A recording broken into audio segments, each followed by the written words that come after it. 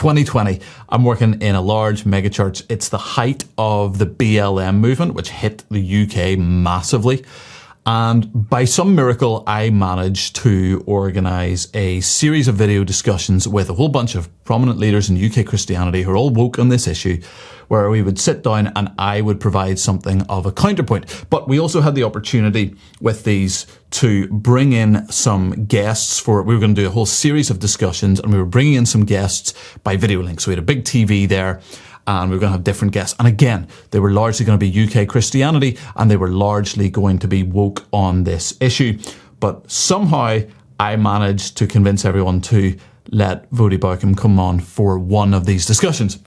So we're doing a full day of recording. We've got all these people there, and they're going decently. I think they're going reasonably well, because I think the arguments on the sort of non-critical race theory side are much better.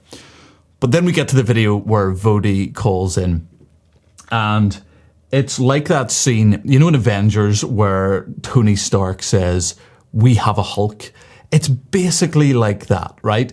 So we've got all these woke guys and they're going, well, you know, systemic racism and white privilege, right? And suddenly appears on the screen this giant black man from Compton, giant in every way, intellectual giant and just physically a massive dude.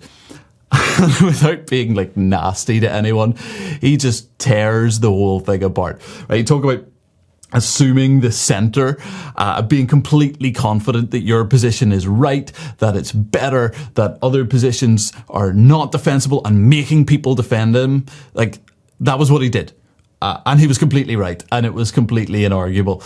And it was just, it was hilarious. Like, you could feel the air being sucked out of the room in the best way possible. All these woke leaders, their heads are literally hanging.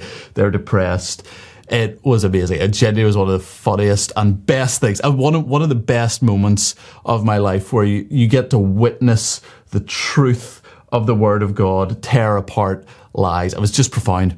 And I'm really convinced, looking back on it, I actually thought this at the time as well, but looking back on it, I'm even more convinced of it.